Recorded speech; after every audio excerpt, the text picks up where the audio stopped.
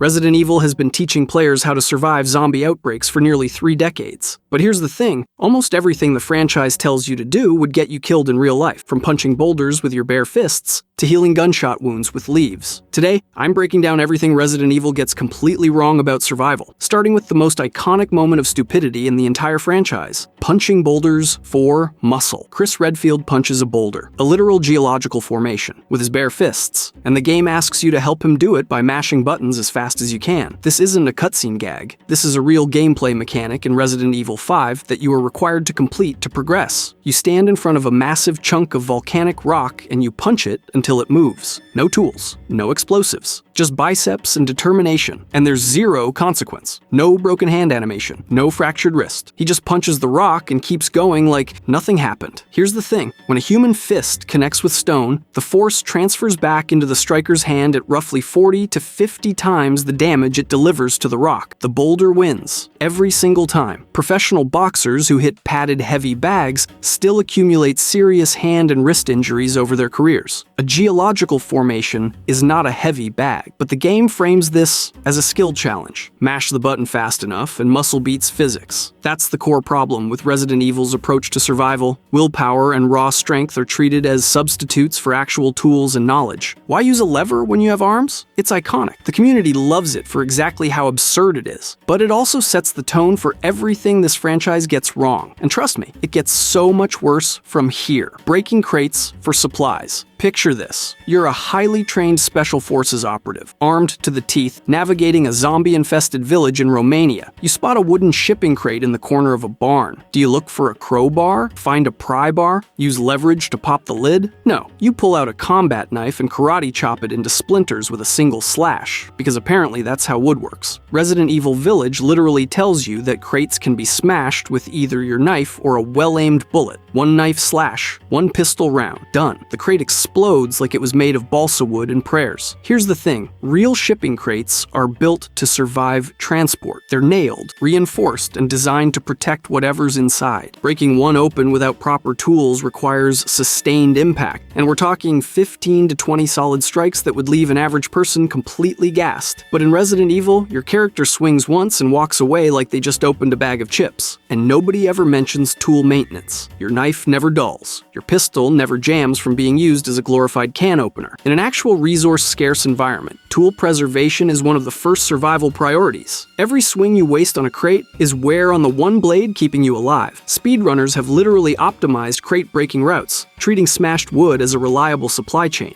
In reality, spending precious calories destroying containers for a maybe reward is exactly the kind of energy gamble that gets real survivors killed. Every swing costs something. The game just pretends it doesn't. But if you think smashing crates with your bare hands is a questionable use of force, wait until you see what Chris Redfield does to a boulder, the infinite backpack myth. Resident Evil 0 tried to fix something that wasn't broken, and the community revolted. Here's what happened. Capcom looked at the magical item box system, the one that lets you store unlimited gear in a mysterious container that somehow connects to every other container in the building, and said that's not realistic enough. So they removed it entirely. In RE0, you had to physically drop items on the ground and come back for them later. Players absolutely hated it. Not because it was hard, because it was tedious. You'd leave a key item in some random hallway, forget which room it was in, and spend 20 minutes backtracking through zombie-infested corridors just to find a crank you dropped 3 hours ago. The backlash was so intense that Capcom never tried it again. Every game since has brought the item box back without question. But here's the thing, RE0's experiment accidentally proved something important about real survival. Inventory tedium and survival difficulty are not the same challenge, and real inventory management is nothing but tedium. Let's do the math. A human being can carry 25 to 35 pounds for sustained movement before fatigue starts destroying your decision-making. Sounds like a lot until you start weighing things. A single first aid spray, one magazine of ammunition, and basic food already puts you at 8 to 12 pounds. That's 3 items, and you've burned through a third of your capacity. Realistically, you're looking at carrying maybe 3 to 5 items before your body starts telling you to quit. The original RE2 gave Leon 8 inventory slots with no way to expand them. That's already more than double what your body could actually handle at a sustainable pace in real life. So, when players raged at RE0 for making inventory management realistic, they were unknowingly proving the franchise's biggest accidental point. Real resource scarcity isn't a fun puzzle to solve. It's miserable. And if a video game version of it made people quit in frustration, imagine how badly actual humans handle it when zombies are involved. But at least you can choose what to carry. In the next section, the game doesn't even let you make smart decisions about saving your progress. The typewriter ribbon logic. Here's the thing about Resident Evil's save system that nobody ever talks about. It's wrong, but it's wrong in the most psychologically fascinating way possible. In the original games, you couldn't just save whenever you wanted. You needed ink ribbons, physical, consumable ink ribbons that you had to find scattered across the map. You'd get maybe 8 to 12 saves across an entire playthrough if you were lucky. Every time you sat down at a typewriter, you were spending a finite resource just to record your progress. And that's the exact opposite of how real survival works. Emergency response protocols are obsessive about documentation, medical status, resource inventory, current location, planned route. You log everything, constantly, because if you go down, that information is the difference between someone finding you alive or finding you dead. Real survival prioritizes frequent records. The game punishes you for making them. But here's where it gets genuinely interesting. Players responded to this system by hoarding ribbons. They'd find a typewriter, have 6 ribbons in their inventory, and still refuse to save because they might need those ribbons later. They'd push through dangerous areas with zero safety net, terrified of wasting a resource they were specifically carrying for that exact purpose. That's not a game mechanic. That's a documented cognitive bias called scarcity mentality. People under stress will sacrifice practical safety to conserve resources, even when that conservation costs them more in the long run. Soldiers do it with water rations. Hikers do it with emergency flares. And Resident Evil players did it with ink ribbons. The kicker? A manual typewriter doesn't need a special ribbon to function in a crisis. It's a mechanical device. It works without electricity, without supply chains, without anything except fingers and paper. There is zero real-world reason a functioning typewriter in an emergency facility would require a consumable item to operate. Capcom eventually figured this out too. Starting with Resident Evil 4, they dropped the ribbon system entirely because it created frustration, not tension. But the accidental lesson it taught about human psychology under pressure, that part was more realistic than anything else in the franchise. Sometimes the game gets survival wrong and accidentally proves something true about people anyway. But if you think a broken save system is the worst design choice these games make, wait until you see what they think counts as a reasonable workplace puzzle. Solving puzzles during a crisis. Let me paint you a picture. You're inside a police station that has been completely overrun by the undead. The air is contaminated. Zombies are actively patrolling the hallways. You can hear something massive stomping toward you from 2 floors up. And what does the game ask you to do? Find 3 ornamental medallions, rotate them to match symbols on a statue, and gently place them into a fountain so a secret passage opens. Take your time. No rush. Here's the thing. Resident Evil 2 Remake is packed with puzzles that require 5 to 15 minutes of uninterrupted concentration. Chess piece puzzles where you collect multiple components and slot them into a board in the correct order. Safe-cracking sequences where you literally have to listen for mechanical clicks to find the right combination. 4-part medallion hunts scattered across an entire building full of things that want to eat your face. And every single one of these puzzles is placed on a critical path. They're not optional side content. They're blocking doorways. They're locking safes that contain keycards you need to survive. You cannot progress without solving them. Now let's talk about what's actually happening while you're playing Puzzle Detective. During the 2003 SARS outbreak, infected individuals typically developed symptoms within 2 to 7 days of exposure, with some cases taking up to 10 days. Real CDC outbreak protocols for contaminated facilities mandate one thing: immediate evacuation. Not evacuate after you've optimized your resources. Not evacuate once you've cracked the combination lock on the emergency supply room. Immediate. Zero allowance for standing around solving brain teasers. In Resident Evil 2 Remake, a player can easily spend 20 or more minutes on environmental puzzles, while infected zombies are actively roaming the same building. Every single minute you spend rotating a medallion to match a symbol is another minute breathing contaminated air inside a biohazard zone. That's not survival. That's volunteering to get infected. But here's where it gets really funny. The puzzles only exist because Umbrella's facility designers apparently thought thought combination locks and chess piece mechanisms belonged on evacuation routes. In any real emergency-compliant building, that would be a catastrophic safety violation. You can't put a riddle between people and the exit. That's not security design, that's a death trap with extra steps. And speaking of Umbrella's architectural genius, their entire corporate lab philosophy makes this look reasonable by comparison, leaving ammo in plain sight. Let's talk about something that every Resident Evil player has done without thinking twice.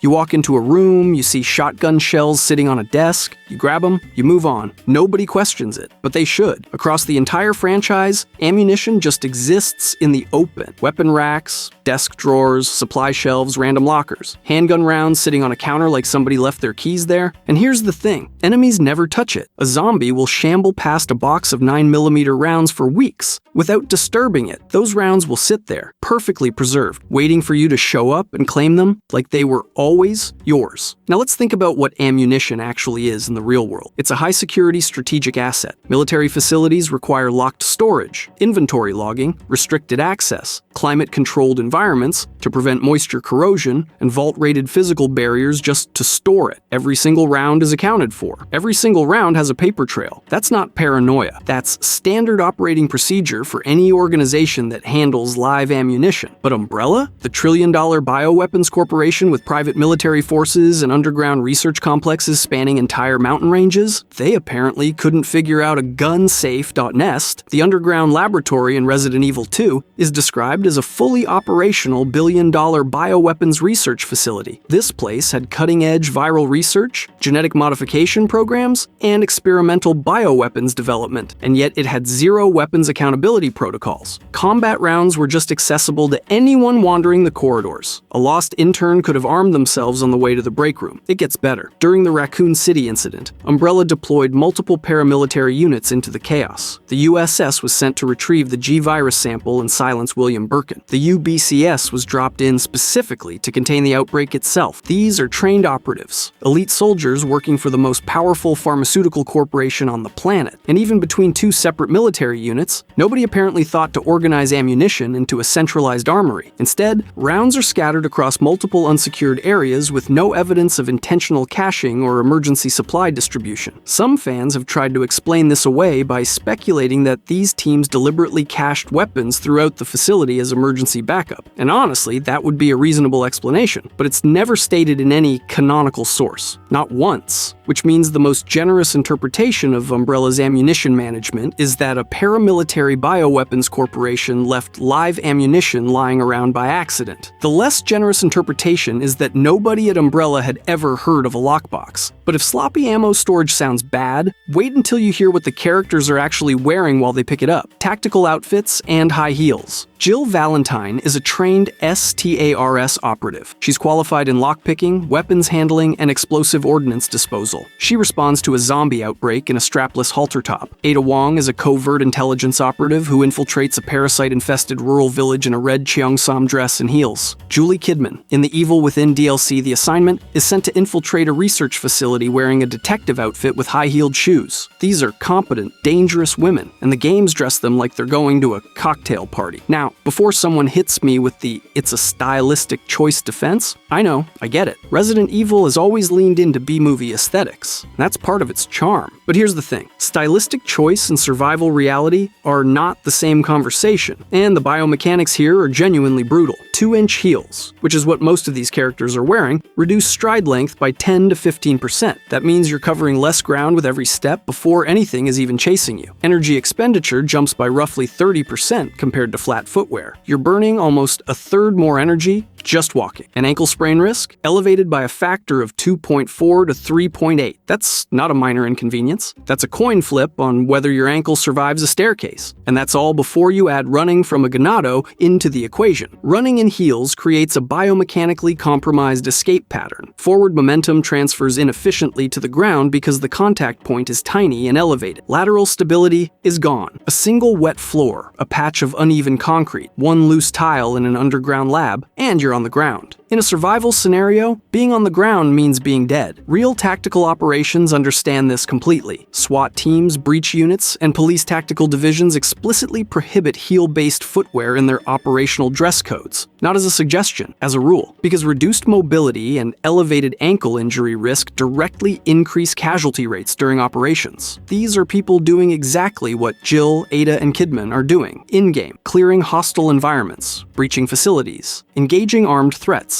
and every single one of them wears flat, reinforced, ankle-supporting boots. The B-movie aesthetics defense is accurate, but it also means the games are actively normalizing the idea that appearance and tactical function can coexist during a crisis. They can't. Looking cool and surviving are fundamentally different priorities, and every real-world tactical professional on the planet will tell you the same thing, but at least bad footwear only slows you down. Wait until you hear what happens when someone decides to fight a zombie with nothing but a knife. The knife-only strategy. If you spend any time in the Resident Evil community, you'll eventually run into someone who's completed an entire game using nothing but the knife. No guns, no grenades, no rocket launchers. Just a blade and an ungodly amount of patience. These runs are celebrated as the ultimate test of skill, and honestly, they are mechanically impressive. But here's the thing. In a real outbreak scenario, a knife-only approach wouldn't just be difficult, it would be a guaranteed death sentence. Let me explain. In Resident Evil 2 Remake, a single zombie takes anywhere from 30 to 120 seconds of sustained close-quarters knife combat to kill. Every slash requires you to be within arm's reach of something that wants to bite your face off, and that's the problem. Knife fighting doesn't just put you close to a zombie, it puts you inside the infection zone. We're talking about 2 feet of distance. That's fluid contact range. Blood, saliva, every bodily fluid an infected target is leaking is now on your hands, your arms, your face. Real knife combat instructors will tell you that a knife is most effective as a tool for cutting escape routes, not as a primary weapon. Close quarters engagement is the highest risk combat scenario for the attacker, not the target. You're not winning a knife fight against a zombie. You're rolling the dice on infection every single second you're swinging. But here's where it gets really dark. A single bite wound received at knife range carries an incubation window of 4 to 24 hours depending on wound location. That means the moment a zombie makes contact with you, and it will make contact when you're spending over a minute in its face, you've already lost. It doesn't matter if you kill it. It doesn't matter if you kill every zombie in the entire game without taking a single point of visible health damage. The reality is that sustained knife range engagement with infected targets guarantees fluid exposure. You are getting infected, period. So, the most mechanically impressive way to play Resident Evil, the run that gets thousands of views and earns you respect from the entire community, is simultaneously the single worst survival strategy in the franchise. Every other approach, even the wasteful ones, even spraying ammo wildly at nothing, gives you more distance from infection. The knife-only run gives you 0. The game rewards you for it. Reality would kill you within hours. But if the knife-only strategy sounds reckless, wait until you see what Resident Evil thinks counts as medicine. Herb healing science. Let's talk about the most trusted medical system in the entire Resident Evil franchise. Not the hospitals, not the labs, the plants. Green herbs restore roughly 33% of your health per use. Blue herbs cure poison. Red herbs amplify whatever you mix them with. Yellow herbs straight up increase your maximum health capacity. The series has built an entire pharmaceutical empire around wild plants growing in mountain regions, and players have been trusting this system with their lives for decades. Here's the thing. The green herb has been identified as most likely being matcha, green tea. That's it. You're healing gunshot wounds and zombie bites with the same thing people drink at brunch. And look, matcha does contain EGCG, a real compound with documented anti-inflammatory properties at about 137 milligrams per gram of dry leaf. That part is actually true. It can reduce swelling. It has antioxidant effects, but it absolutely cannot heal acute trauma wounds. It cannot restore lost blood volume. It cannot knit fractured bones back together. 0 chance. Real wound healing requires hemostasis first, which is your body stopping the bleeding. Then, inflammation management over 3 to 6 weeks minimum. Deep wounds need surgical closure. Stitches, staples, actual medical intervention. No botanical compound in any documented clinical setting has ever compressed that process into seconds. Not matcha, not turmeric, not anything growing on on a mountainside. But here's where it gets genuinely incompatible with the game's own logic. The T-virus causes cellular breakdown and reanimation. That's the literal opposite of healing. The virus rewrites your cellular functions at the molecular level, hijacking your DNA to cause mutation and decay. An infected survivor isn't dealing with a wound that needs closing. They're dealing with a pathogen that is systematically dismantling their biology from the inside out. No herb fixes that. No combination of herbs fixes that. You're not treating inflammation or accelerating tissue repair. You're fighting a virus that is actively rewriting what your cells do. Rubbing green tea on that problem isn't just ineffective. It's the wrong category of solution entirely. It's like trying to fix a computer virus by cleaning your monitor, and the game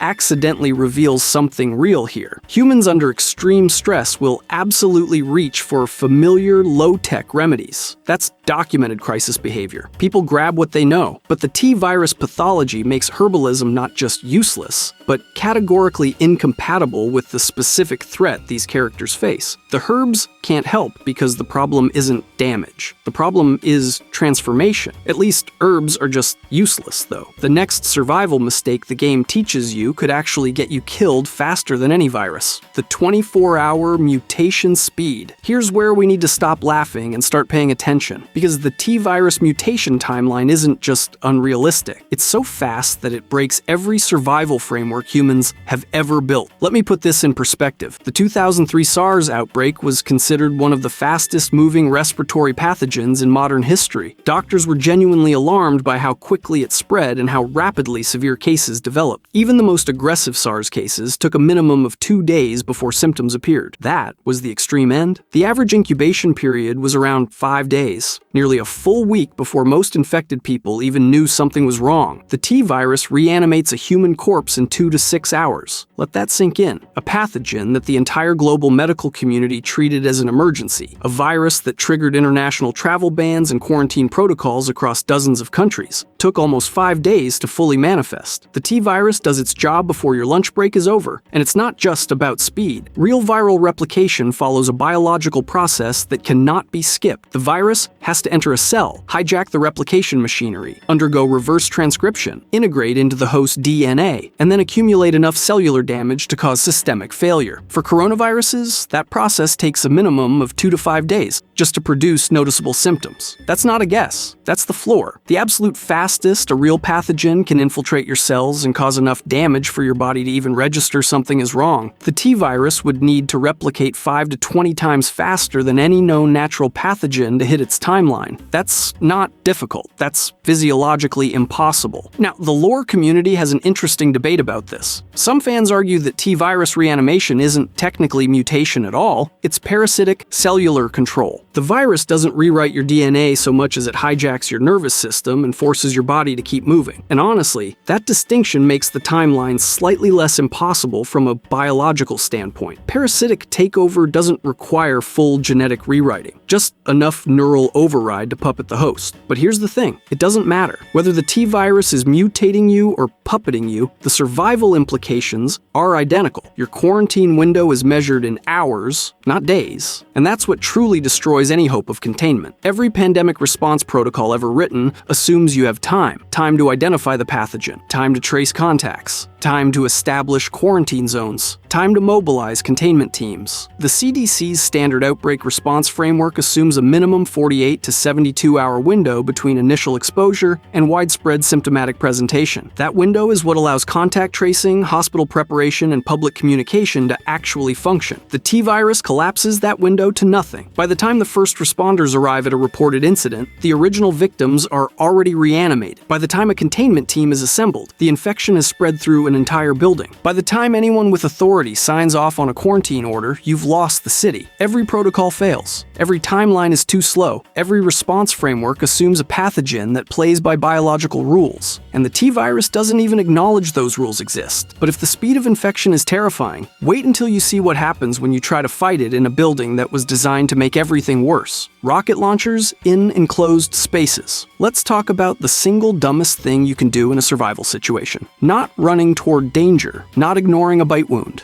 firing a rocket launcher inside a basement. Resident Evil 5 hands you a rocket launcher that deals 30,000 damage per shot. It's one of the most powerful weapons in the entire franchise, and the game lets you fire it literally anywhere. Underground laboratories, building interiors, caves, narrow corridors with concrete walls on every side. You aim, you fire, the enemy explodes, and you walk away without a scratch. No reflected blast, no structural collapse, no self-damage, nothing, and that's not just unrealistic, it's the exact opposite of how explosions work. Here's the thing, a real rocket-propelled grenade carries a blast radius of approximately 20 meters. At the epicenter, you're looking at 40 psi of blast pressure in open air. That's already fatal to unprotected personnel standing in the kill zone. Lungs collapse, eardrums rupture, internal organs hemorrhage. And that's outside, where the blast wave expands outward in every direction and dissipates across open space. But inside a building? Inside a cave? Inside an underground laboratory? Everything changes. Enclosed space explosions don't just create one blast wave, they create reflected blast waves. The initial pressure hits the walls, bounces back, hits the opposite wall, bounces again, and every single reflection amplifies the force. In open air, you get hit once. In a closed room, you get hit over and over and over again. The cumulative effect multiplies the injury to the person who fired the weapon by 2 to 3 times compared to an outdoor detonation. A rocket fired inside a basement laboratory would generate reflected pressure spikes exceeding 80 pounds per square inch. That's enough to cause fatal lung damage, arterial rupture, and catastrophic blunt force trauma to every single person inside the structure, including, and especially, the person who pulled the trigger. This isn't theoretical. Military doctrine explicitly prohibits detonating explosives in enclosed spaces without specialized blast isolation barriers. That protocol exists because soldiers have died firing their own weapons indoors. Documented incidents, real casualties. The people who wrote those rules wrote them in blood. But in Resident Evil 5, you can stand in a concrete hallway, fire a rocket at a licker 15 feet away, and take 0 damage. The game treats explosions like they're directional, like aim is the only variable that matters. Point the tube away from yourself and you're fine. You're not fine, you're dead. Because in an enclosed space, the walls themselves become the weapon. Every surface around you turns into a secondary blast source, reflecting lethal pressure back at you from angles you can't dodge, can't outrun, and can't survive. The rocket doesn't just kill what's in front of you, it kills everything in the room, including you, but at least you chose to fire that rocket. You made a bad decision in someone else's building. The real question is, who designed that building in the first place? Because Umbrella's corporate laboratories have a security problem that makes indoor rocket launches look reasonable. Corporate lab security design. Every outbreak in Resident Evil traces back to the same place. Not a monster, not a virus. A floorplan.nest, Umbrella's underground laboratory beneath the Arklay Mountains, was constructed in 1991 specifically for G-Virus development. This is a facility where researchers were engineering the most dangerous biological agents on the planet, and the building they did it in shared air circulation between the research labs and the personnel living quarters. Let that sink in for a second. Real BSL-4 laboratories, the highest biosafety classification that exists, require full-body air-supplied positive pressure suits, dedicated non-shared supply and exhaust air systems, decontamination chambers at every transition point, and complete physical isolation from all other occupied areas. Dangerous pathogens must not share common ductwork with anything. That's not a suggestion. That's the foundational principle of containment design, because shared ventilation is the single fastest vector for facility-wide contamination after a breach. NEST ignored every single one of those requirements. Research labs connected to break rooms, elevators shared between containment floors and residential areas. A single compromised level resulted in at least 10 researcher deaths. Not because the virus was unstoppable, but because the building was designed to spread it. And then there's the Hive, over 500 employees working half a mile underground across multiple research sections. When the T-virus was released, the Red Queen AI sealed the facility and activated interior defenses to kill everyone inside. Not quarantine specific sections, not isolate the compromised lab, kill everyone, because no partial containment option existed. The AI's only protocol was mass extermination because the architecture made targeted containment impossible. That's the most chilling detail in the entire franchise. The smartest system in the building looked at the floor plan and concluded that the only way to stop the virus was to murder every person inside. The lore community debates whether these failures were intentional corporate sabotage or criminal negligence. But from a biosafety engineering standpoint, it genuinely doesn't matter. The design guarantees the outcome either way. Every monster, every zombie, every ruined city in this franchise is ultimately a consequence of someone approving a floor plan that put a BSL-4 lab next to a break room. And here's the thing, that's not just a Resident Evil problem. That's what this entire video has been about. Every silly mechanic, every impractical outfit, every misplaced ink ribbon, every rocket fired in a basement. They're all downstream of this one truth. The people in charge built systems that prioritized secrecy and profit over the engineering that keeps people alive. The facilities were designed to fail. The survival errors weren't random, they were inevitable. Resident Evil isn't really a story about zombies. It's a story about what happens when powerful institutions cut corners on the things that matter most. And the scariest part is, that's not fiction. That's just Tuesday. If you enjoyed this video and want to see every Walking Dead variant explained, click the video on the screen now.